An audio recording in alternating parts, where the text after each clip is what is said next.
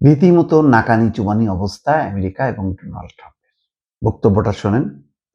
Iran থেকে খুব দ্রুত সরে আসবে যুক্তরাষ্ট্র, প্রয়োজনে আবার ফিরবে ট্রাম্প। আপনি কি বলবেন?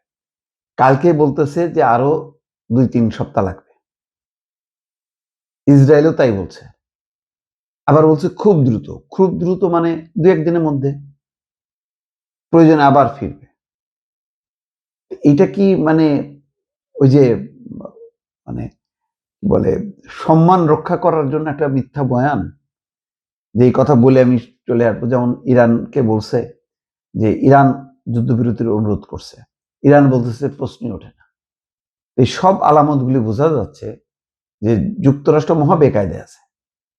আবার আরেকটা বিষয় বলা দরকার। এটাও কি কৌশল কিনা? যে সব পক্ষকে নমনীয় করে তারপর দ্রুম করে একটা বিশাল মানে বিস্ফোরণ ঘটায় দেবে তেহরানে বা ইরানের আরো বিভিন্ন অঞ্চলে। কিছুই তো বোঝা যাচ্ছে না।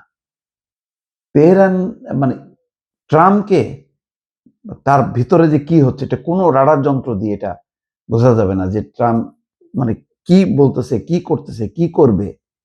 তবে সব মিলায় বোঝা যাচ্ছে যে এখন সম্মানজনকভাবে ট্রাম্প বের হয়ে আসতে চায়। কারণ ভালো নাকানি চুবানি খাইছে। কালকেই দেখেন একটা বিদেশি পোস্টের বক্তব্য হচ্ছে যে বিশ্বের শ্রেষ্ঠ শক্তিশালী সেনাবাহিনী নিয়েও ইরানের কাছে ধরাশায়ী ট্রাম্প। আর ভুল পলিসি।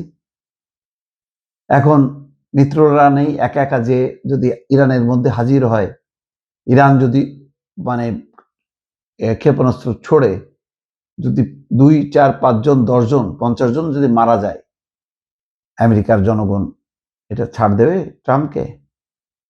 দেবে না। সেই কারণে এখন ট্রাম্প বের হয়ে আসতে চাচ্ছে, যেটা ধারণা করা যায়। ইরান থেকে খুব দ্রুত সরে আসবে যুক্তরাষ্ট্র এবং প্রয়োজনে নির্দিষ্ট লক্ষ্যবস্তুতে আঘাত হানতে আবারও ফিরে আসতে পারে।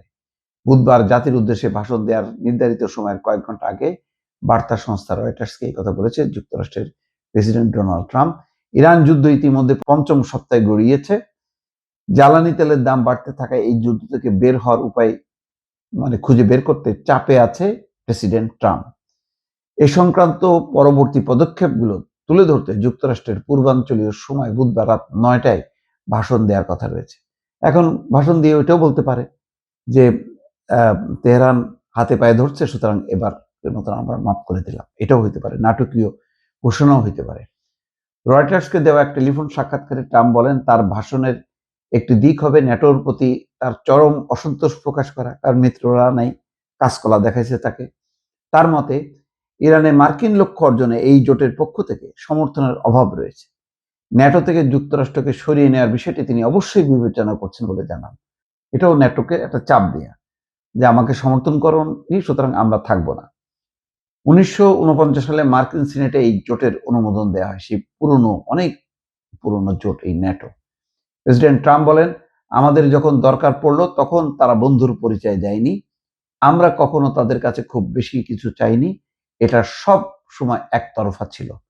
যুক্তরাষ্ট্র কখন ইরান যুদ্ধ শেষ বলে বিবেচনা করবে এমন প্রশ্নের জবাবে বলে, আমি আপনাকে নির্দিষ্ট করে বলতে পারবো না। আমরা খুব দ্রুতই সরে আসবো। পারমাণবিক অস্ত্র তৈরি করতে পারবে না ইরান। ইরান তো কখনো বলেনি। এই ব্লেমই তো দেয়া হচ্ছে বারবার। প্রেসিডেন্ট ট্রাম্প বলেন, মার্কিন অভিযানের ফলে এটি নিশ্চিত হয়েছে যে ইরানের কাছে কোনো পারমাণবিক অস্ত্র থাকবে না। ট্রাম্প বলেন তারা পারমাণবিক অস্ত্র অর্জন করতে পারবে না, কারণ তাদের এখন আর সেই সক্ষমতাই নেই। এরপর আমি চলে যাব, আমার সঙ্গে সবাইকে নিয়ে যাব। আর যদি প্রয়োজন হয় তবে আমরা আবার ফিরে আসব স্পট হিট করার জন্য। ইরান দীর্ঘদিন ধরেই পারমাণবিক অস্ত্র তৈরির ইচ্ছা অস্বীকার করে আসছে। দেশটির দাবি তাদের পারমাণবিক কর্মসূচি শান্তিপূর্ণ, যেখানে তারা যুক্তরাষ্ট্রকে পর্যন্ত ইনভলভ করতে চেয়েছিল, কিন্তু যুক্তরাষ্ট্র তো সেটা না করে ওই নেতানিয়াহুর পাল্লায় পড়ে বোমা হামলা করলো।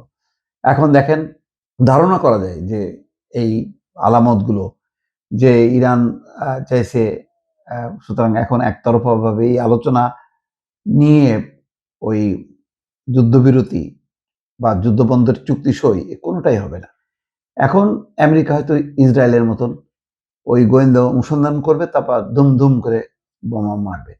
এই যে এইভাবে যদি একতরফা হয়ে বের হয়ে আসে, তাহলে আল্টিমেটলি কিন্তু সংকটটা রয়েই গেল।